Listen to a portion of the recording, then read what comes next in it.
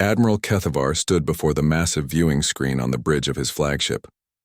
The Dominion's Edge was the largest vessel in the Zephyrian fleet, stretching over 2 miles from nose to tail. Its dark metal hull gleamed under the light of distant stars. Behind him, dozens of crew members worked at their stations, monitoring the ship's systems and preparing for their next conquest. The Admiral's pale blue skin reflected the glow from the control panels. His large black eyes studied the data streaming across the screen. Numbers, statistics, and battle reports filled the display. Each line represented another victory for the Zephyrian Empire. Each number was another world that had fallen before their might. "Admiral," called Commander Vexthal from across the bridge. She approached with a data tablet in her clawed hands. "The conquest summary is ready for your review." Kethavar turned from the screen and took the tablet. His fingers moved across its surface, bringing up the Empire's recent achievements. The numbers were impressive, even by Zephyrian standards. In the past 50 years alone, they had conquered 23 different worlds. Each conquest had been swift and efficient. 164 total victories, Vexthal said with pride in her voice. Not a single defeat in 3 centuries of expansion. The Admiral nodded slowly. The Zephyrian way of war was simple and effective. They would arrive at a target world with overwhelming force. Their ships would take position around the planet, blocking any escape routes. Then they would send a single message to the inhabitants below. The message was always the same: surrender or be destroyed. Most species chose surrender. Those that didn't were quickly crushed by the Empire's superior technology and tactics. The Zephyrians had turned conquest into an art form. They knew exactly how much force to use and when to use it. They understood the psychology of defeat and how to break an enemy's will to fight. "Show me the next target," Kethavar ordered. Vexthal activated a new display on the main screen. A star system appeared with several planets orbiting a yellow sun. One of the planets was highlighted in red. It was the 3rd planet from the star, covered in blue oceans and white clouds. "The inhabitants call it Earth," Vexthal explained. "The species calls itself human. Our scouts have been observing them for several months." Kethavar studied the planet carefully. It looked peaceful from space, almost beautiful. But he had learned not to judge worlds by their appearance. Some of the most stubborn resistance had come from the most beautiful planets. "What is their technology? Level?" he asked. "Primitive by our standards," Vexthal replied. She brought up new data on the screen. "They have developed nuclear weapons and basic space travel. They can reach their own moon and have sent small probes to nearby planets. But they have no faster-than-light travel and no energy shields." The Admiral raised one eyebrow. Nuclear weapons were dangerous, but only to the species that possessed them. The Zephyrians had learned to deal with nuclear-armed civilizations long ago. Their ships' defensive systems could easily handle anything the humans might throw at them. "What about their military organization?" Kethavar asked. "This is where it gets interesting," Vexthal said. She gestured at the screen, and new information appeared. "They have no unified government. The planet is divided into hundreds of different nations, each with its own military. They fight among themselves constantly." Kethavar smiled, showing his sharp teeth. A divided enemy was the easiest kind to defeat. The Zephyrians had faced unified planetary governments before, and those had required more effort to conquer. But a world where the inhabitants couldn't even work together, that would fall in days, maybe hours. "They have one other weakness," Vexthal continued. "They are emotionally driven. Our psychological analysis suggests they make decisions based on feelings rather than logic.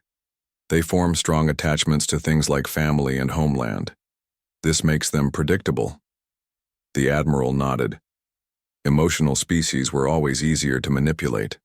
The Zephyrians could use the humans' own feelings against them, threaten their families, destroy their cities, and they would surrender quickly to save what they cared about.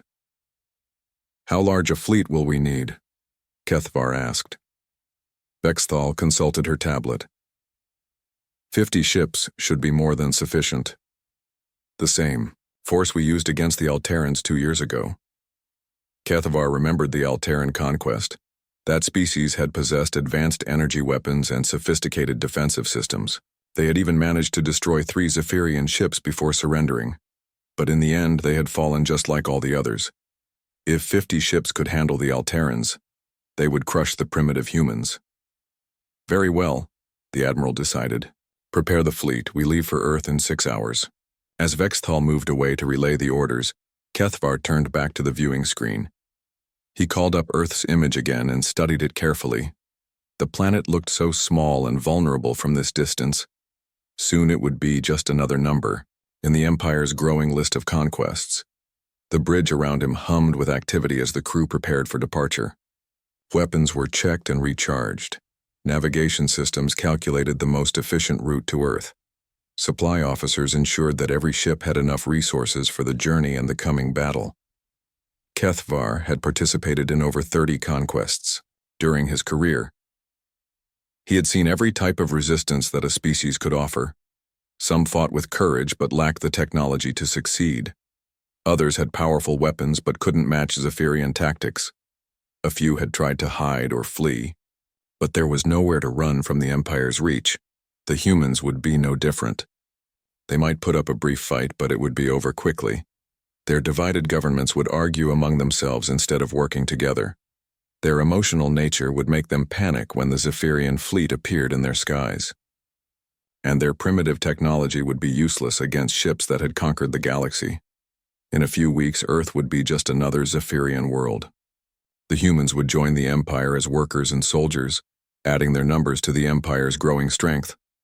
And the conquest count would tick up to 165. Admiral Kethvar smiled again as he imagined the victory celebration. It would be just another easy conquest in the Empire's long history of success. After all, what could one small, divided, primitive planet do against the might of the Zephyrian Empire? The massive alien ships appeared at the edge of Earth's solar system on a Tuesday morning. 50 dark vessels, each the size of a city, moved in perfect formation toward the blue planet. Their arrival was detected immediately by every space monitoring station on Earth. President Jake Morrison was in the middle of a budget meeting when his chief of staff burst through the door. The man's face was pale, and his hands shook as he handed Morrison a red folder marked Emergency Protocol 7. "Sir, you need to see this right now," the aide said. Morrison opened the folder and read the first page. His expression changed, from confusion to shock to grim determination. He closed the folder and stood up from his chair. "Clear my schedule," he ordered. "Get me the Global Defense Coalition on the emergency line. Now." Within minutes, Morrison was connected to leaders around the world.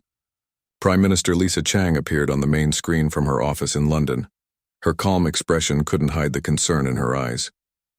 "You've seen the reports?" Morrison asked. 50 ships, each over 2 miles long, Chang replied. "They're definitely not human technology."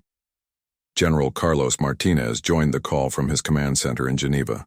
Behind him, dozens of officers worked frantically at computer terminals. Maps and data streams covered every wall. "The ships are broadcasting something," Martinez reported. "Our teams are working to decode the transmission." Dr. Amy Roberts connected from the International Space Research Consortium facility in California. Her laboratory was usually quiet, but now it buzzed with activity as scientists analyzed the alien signals. "I've got the translation," Roberts announced. "It's not good news." She shared her screen with the others. Text appeared in clear English. "People of Earth, you have been selected for integration into the Zephyrian Empire. You have 72 hours to surrender your military forces and prepare for occupation. Resistance will result in the complete destruction of your civilization. This message will not be repeated." Silence filled the communication channel for several seconds. Finally, Morrison spoke. "How long until they reach Earth?" he asked. "At their current speed, about 60 hours, Martinez answered. "They're not in any hurry." Chang leaned forward in her chair. "They sound very confident." "They should be," Roberts said grimly. "I've been analyzing their ships with our deep space telescopes. The energy signatures are incredible. Each ship puts out more power than our entire global electrical grid." Morrison felt a cold weight in his stomach, but he had been preparing for this possibility his entire political career. Not because he believed in aliens, but because he believed in being ready for anything. "General Martinez, activate Project Guardian," Morrison ordered. Martinez nodded and began typing commands into his terminal. "Guardian activation confirmed. All teams are responding." Chang looked puzzled. "What is Project Guardian?"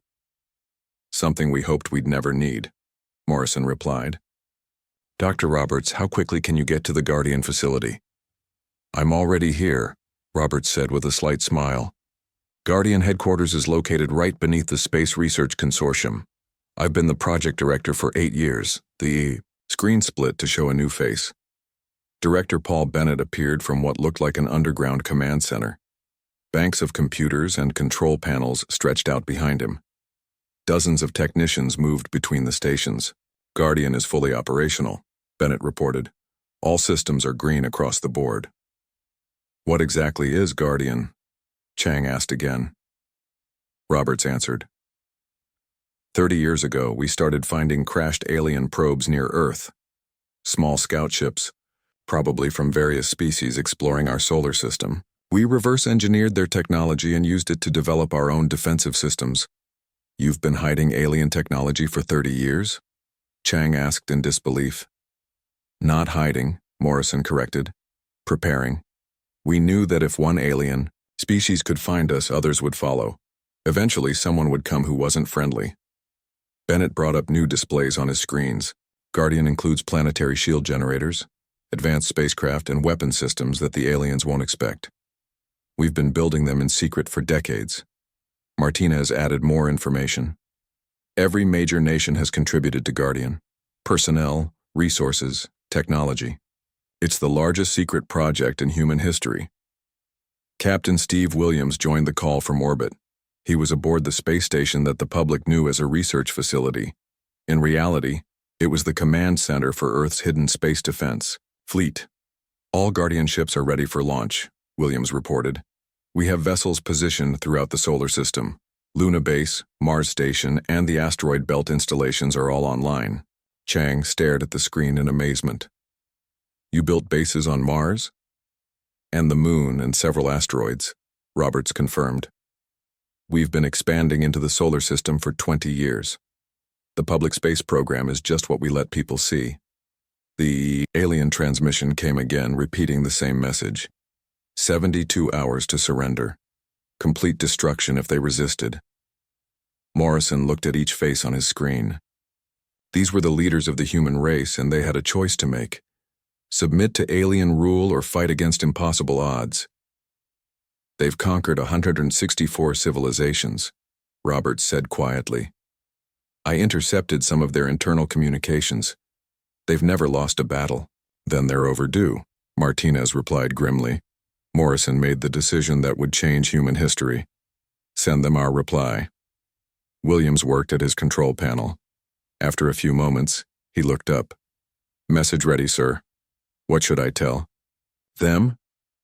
Morrison thought about all the people on Earth who were going about their normal lives not knowing that aliens were approaching. He thought about children playing in parks, families having dinner, students studying for exams. He thought about everything that made humanity worth fighting for. "Send them one word," Morrison said. "No." The message went out to the alien fleet. One simple word that would shock the Zephyrian Empire more than any weapon. For the first time, in 164 conquests, someone had refused their ultimatum.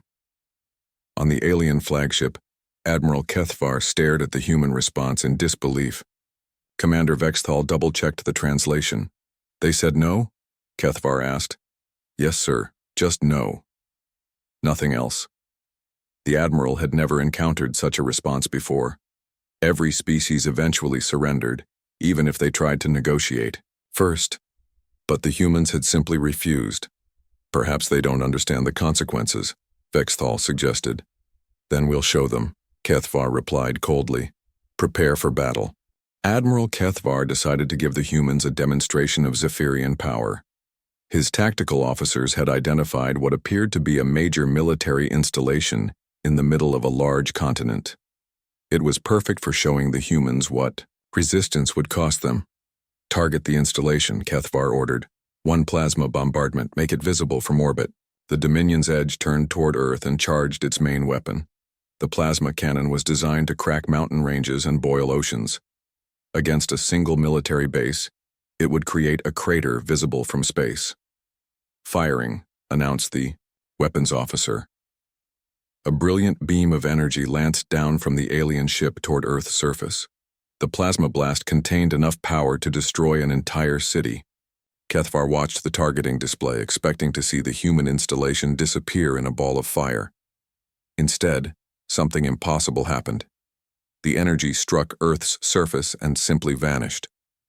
Where there should have been destruction, there was nothing. No explosion, no crater, no fire. The plasma beam hit the planet and was absorbed completely. What just happened? Kethvar demanded. His tactical officer checked and rechecked his instruments. Sir, the energy discharge was complete. The weapon fired correctly. But the surface shows no damage. That's impossible, Commander Vexthal said. Nothing can absorb that much energy without being destroyed. On Earth's surface, something extraordinary was becoming visible. Massive structures began to appear all around the planet. They rose from underground installations and materialized as shimmering energy fields. Shield generators, each one the size of a skyscraper, created a protective barrier around the entire world. Director Paul Bennett watched the readings from his command center beneath the Space Research Consortium. All planetary shields are online, he reported to the other human leaders. The alien weapon's energy has been absorbed and stored. How is that possible? Prime Minister Chang asked. Dr. Amy Roberts explained from her position at the Guardian control station. We learned how to manipulate plasma energy from the crashed alien probes. Our shield generators don't just block energy attacks. They capture the energy and feed it into our own systems. President Morrison smiled grimly. So they just powered up our defenses for us. Exactly, Roberts confirmed. The more they shoot at us, the stronger our shields become. Captain Steve Williams coordinated the next phase of Earth's response from his orbital command center. All Guardian ships, this is Control. Begin Phase 2 operations. Across the solar system, human vessels began to emerge from hiding. They had been concealed in asteroid fields, behind moons, and within the rings of distant planets. Each ship was smaller than the alien vessels, but they moved with incredible speed and precision. Lieutenant Kate Sullivan led the first squadron to engage the enemy. Her ship, the Defender, launched from a hidden base on the far side of the moon. Behind her, 20 more vessels followed in tight formation. Remember your training, Sullivan told her pilots. Don't engage them directly. Hit and run. Make them chase us. The human ships accelerated toward the alien fleet using fusion drives that the Zephyrians hadn't detected. Their small size and advanced stealth systems made them nearly invisible, until they opened fire. Sullivan's squadron struck the rear of the alien formation with a concentrated barrage of missiles. The weapons used antimatter warheads reverse-engineered from alien technology. 3 Zephyrian ships took heavy damage before they could react.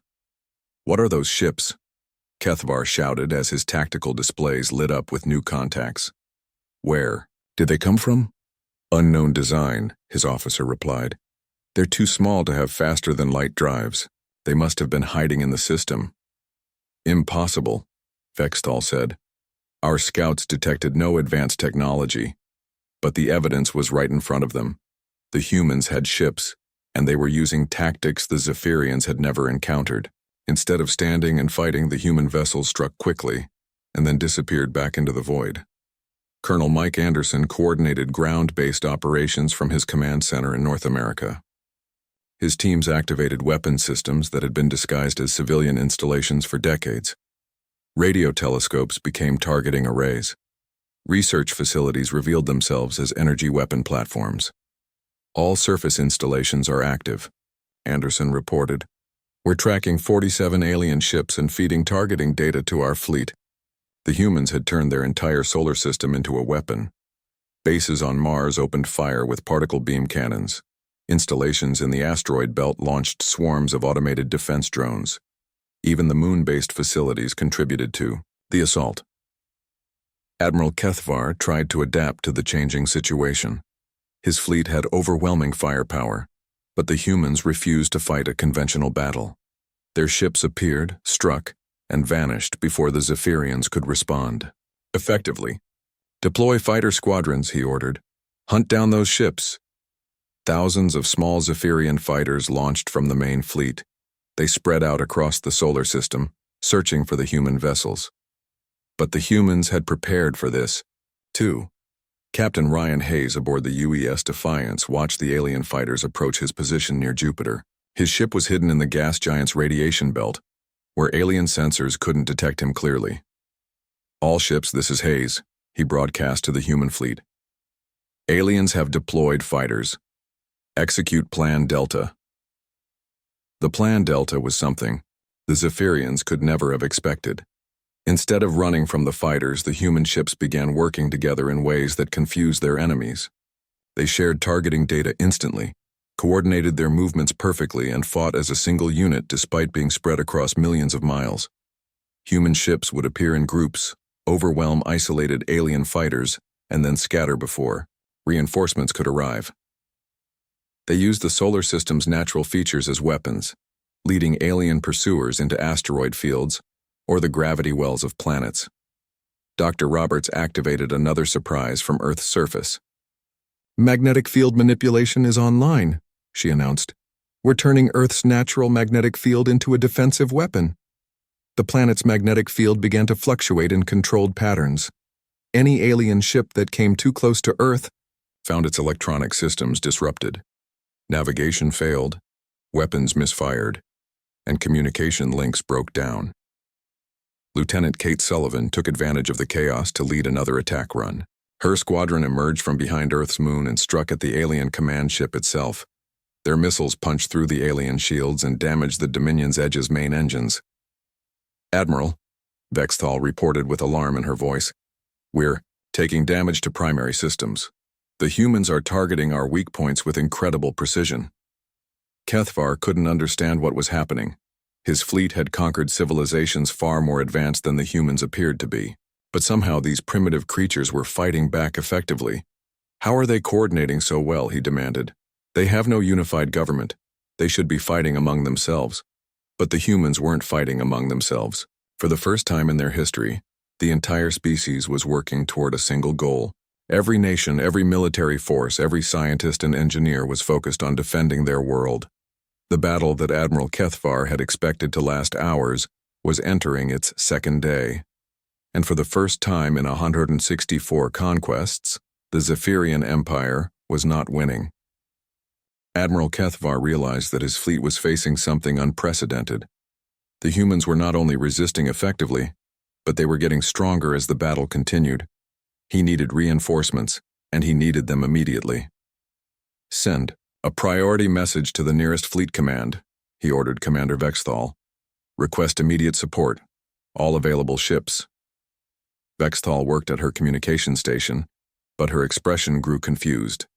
"Admiral, I'm getting interference. Something is blocking our long-range communications." She was right. Unknown to the Zephyrians, Commander Sarah Lewis had been monitoring their communications from a hidden station in the outer solar system. Her team had been intercepting alien messages since the fleet arrived and learning how their technology worked. "We've cracked their communication codes," Lewis reported to the other human commanders. "They're trying to call for help." Admiral Tony Parker commanded Earth's deep space defense fleet from his flagship hidden in the Kuiper Belt. His ships had been waiting there for exactly this moment. "All stealth ships, move to intercept positions," Parker ordered. "Do not let any alien reinforcements reach Earth." Parker's fleet consisted of vessels that even the other human forces didn't know about. They were the most advanced ships humanity had ever built, using technology that went beyond what the crashed alien probes had taught them.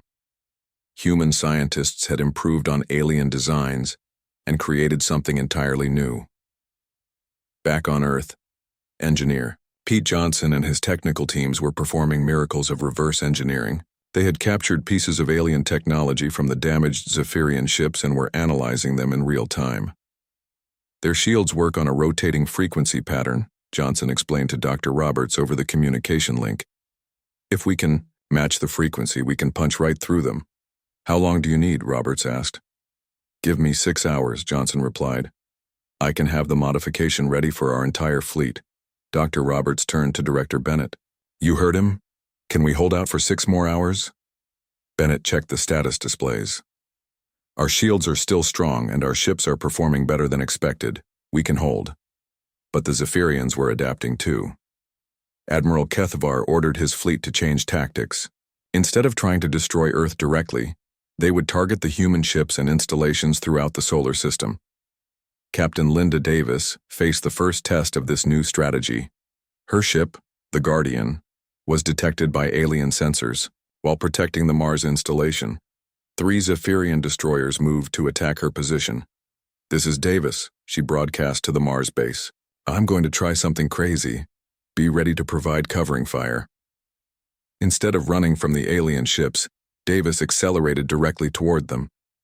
Her ship was smaller and faster, and she used that advantage to close the distance before the aliens could react effectively. Boarding pods ready, Davis announced to her crew. We're going to take one of their ships. It was an insane plan, but it worked. Davis rammed her ship against the hull of a Zephyrian destroyer and deployed boarding. Pods, human soldiers in advanced combat suits cut through the alien hull and fought their way inside. The Zephyrians had never faced boarding actions before. Their previous enemies had always tried to destroy ships from a distance. They were not prepared for humans who would deliberately ram enemy vessels and fight hand-to-hand in the corridors of alien ships. Captain Joe Martinez led the boarding team through the alien vessel. His soldiers used weapons designed specifically for close combat, and they moved with a coordination that confused their enemies. Their ship layout is completely different from ours, Martinez reported as his team advanced. But we're adapting. That was the key word. Adapting. The humans were learning and changing their tactics faster than the Zephyrians could respond. Every engagement taught them something new about alien technology and weaknesses. Commander Vexthal brought more bad news to Admiral Kethvar. Sir, we've lost contact with 3 more ships. The humans are using some kind of boarding tactics. Boarding? Kethvar couldn't believe it. They're ramming our ships? Yes, sir. They're sacrificing their vessels to get soldiers onto ours. But the humans weren't really sacrificing anything. Their ships were designed to survive ramming actions, and their soldiers were trained to capture alien technology intact. Every boarded ship gave them more information about Zephyrian weaknesses. Pete Johnson's teams were working with captured alien equipment now. They had intact shield generators, weapon systems, and computer cores to study. The reverse engineering process accelerated dramatically. I've got it, Johnson announced after 4 hours instead of 6. I know how to beat their shields. The modification was uploaded to every human ship in the fleet. Their weapons were recalibrated to match Zephyrian shield frequencies. The next human attack would be devastating. Lieutenant Kate Sullivan led the modified attack squadron toward the alien fleet. All ships, this is Sullivan. New weapons are online. Let's see how they like their own technology used against them. The human missiles struck the Zephyrian shields and passed right through them as if they weren't there. Explosions rippled across the alien formation as ship after ship took direct hits. The Zephyrians' main advantage had been neutralized. Impossible, Admiral Kethvar whispered as he watched his ships take damage. How did they learn to bypass our shields so quickly? Commander Vexthal checked her instruments frantically. Sir, they're using our own shield frequency against us. They've somehow learned how our technology works. The Admiral was beginning to understand what they were really fighting. The humans weren't just another species to be conquered. They were something far more dangerous, a species that could learn and adapt faster than their enemies could adjust. Colonel Mike Anderson coordinated the ground-based contribution to the assault. Earth's hidden weapon platforms opened fire with energy beams calibrated to penetrate Zephyrian armor. The alien ships found themselves under attack from every direction. All surface installations are firing, Anderson reported. We're hitting them with everything we've got. Dr. Amy Roberts monitored the overall battle from her command center. The tactical displays showed a situation that would have been impossible just days ago. The human forces were not only holding their own against a superior enemy, but they were winning. Energy reserves are holding steady, Roberts announced. The aliens' own attacks are still powering our shield grid. General Carlos Martinez coordinated, with forces around the globe. European installations report successful hits on alien targets. Asian defense grid is online and firing. African orbital platforms are tracking multiple enemy ships. For the first time in the battle, Admiral Kethvar began to consider the possibility of retreat. His fleet had started with 50 ships. Now he had less than 40 that were still combat effective. The humans had destroyed or captured the rest, but retreat wasn't an option. The Zephyrian Empire had never retreated from a battle. To do so now would destroy their reputation and encourage other species to rebel. All ships, concentrate fire on the planet, Kethvar ordered. We'll crack their world like an egg. It was a desperate strategy, but the Admiral was running out of options. If he couldn't defeat the human fleet, he would destroy their homeworld and make them surrender to save their people. The concentrated alien bombardment struck Earth's shields with incredible force, but the humans had one more surprise waiting for their enemies. Admiral Kethvar committed every remaining ship to the final assault on Earth. 37 Zephyrian vessels formed a massive bombardment formation and unleashed their full firepower on the planet below. The combined energy output was enough to shatter continents and boil oceans, but the humans had been preparing for exactly this moment. All ships are firing at maximum power, Commander Vexthal reported. Energy output is at 200% of normal levels. Excellent, Kethvar replied. Let's see their shields handle this. On Earth, alarms sounded in command centers around the world. The alien bombardment was more intense than anything the planet had faced before. But President Morrison remained calm as he watched the tactical displays. General Thompson, activate Project Prometheus, Morrison ordered.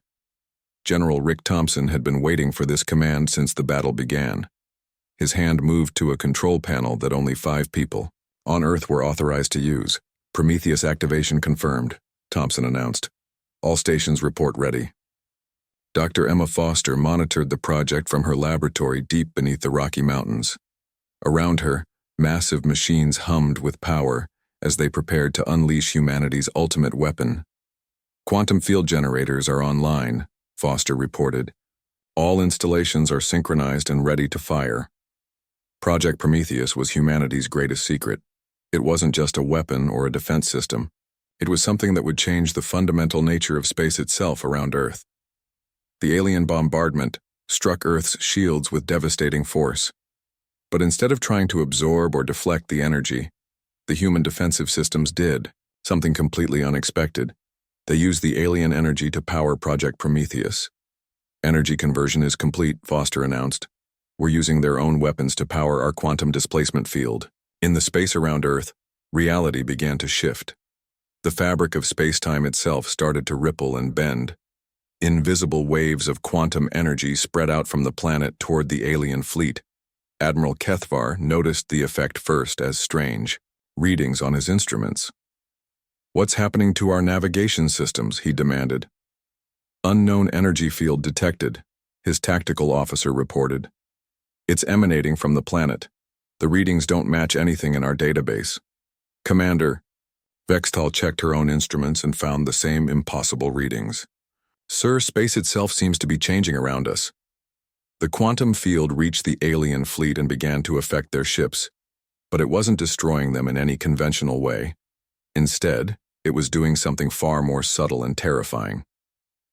Captain Joe Martinez aboard the UES Vengeance watched the alien ships begin to flicker. They were still there, but they seemed to be fading in and out of normal space. What exactly is Prometheus doing to them? Martinez asked over the communication link. Dr. Foster explained from her control center. We're creating unstable wormholes around each alien ship. The quantum field is opening random portals in space-time. Their ships are being transported to random locations across the galaxy.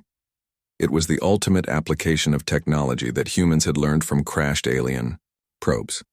But where the original alien technology could create stable wormholes for travel, the humans had weaponized the concept.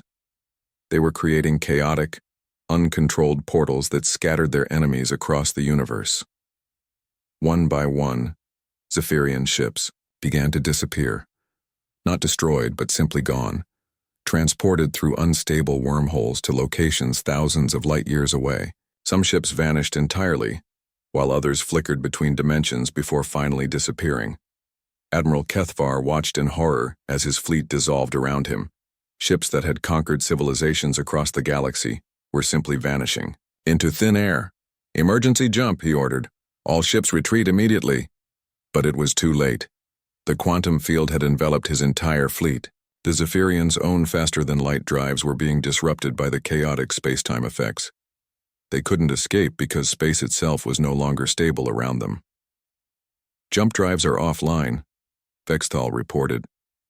"The quantum field is interfering with our navigation systems." Ship after ship disappeared from the Zephyrian formation. Some were transported to empty space between galaxies. Others appeared in the middle of stars and were instantly vaporized. A few lucky ones materialized near habitable worlds, but they were alone and cut off from the Empire. "How is this possible?" Kethvar whispered as he watched his flagship's sister ships vanish one by one. Captain Steve Williams provided the answer from his orbital command station. "The humans don't just fight to survive," he broadcast on an open channel that the aliens could hear.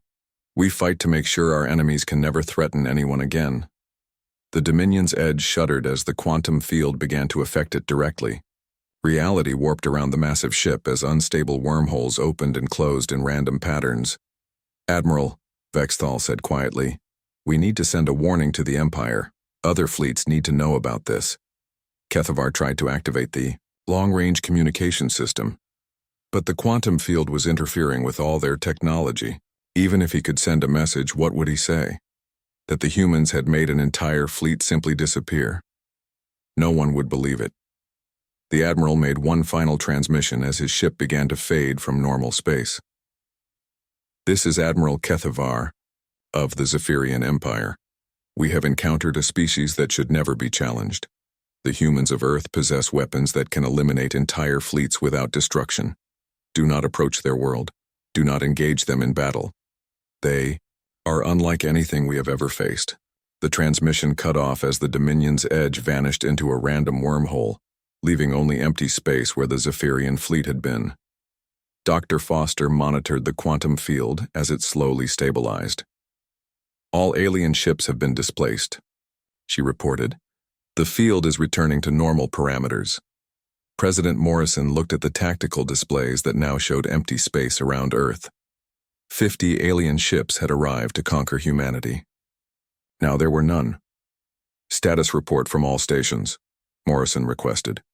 General Thompson consulted his command screens. "All human forces are accounted for. We have minor damage to 3 ships and no casualties." Director Paul Bennett added, his report: "All Guardian systems are functioning normally. Planetary shields are still online and fully charged." Dr. Amy Roberts provided the final assessment. "The quantum displacement field worked perfectly. The alien fleet has been scattered across the galaxy. It would take them centuries to regroup, assuming they could even find each other." Admiral Tony Parker's Deep Space Fleet detected the aftermath as they returned to Earth. "We're picking up quantum signatures from the displaced alien ships," Parker reported. "Some appeared as far as the Andromeda Galaxy. Others are in empty space between star systems. They're completely separated and stranded. The battle was over, but its implications were just beginning." Word of the Zephyrian Empire's disappearance spread quickly across the galaxy. Species that had lived in fear of alien conquest began to celebrate their freedom. Captain Linda Davis received reports from monitoring stations throughout human space. "We're detecting communications from dozens of alien civilizations," she announced. "They're all asking the same question. Who are the humans that made the Zephyrians vanish?" Dr. Foster deactivated Project Prometheus and sealed the quantum field generators. The technology was too dangerous to leave active, but it had served its purpose.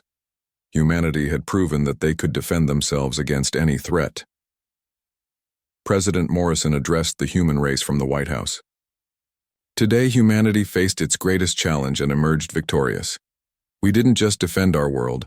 We sent a message to the galaxy that Earth will never surrender to tyranny.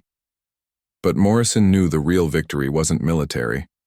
It was what humanity had become in the face of extinction.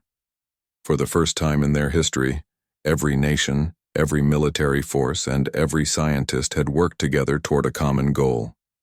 The Zephyrian Empire's perfect record was broken.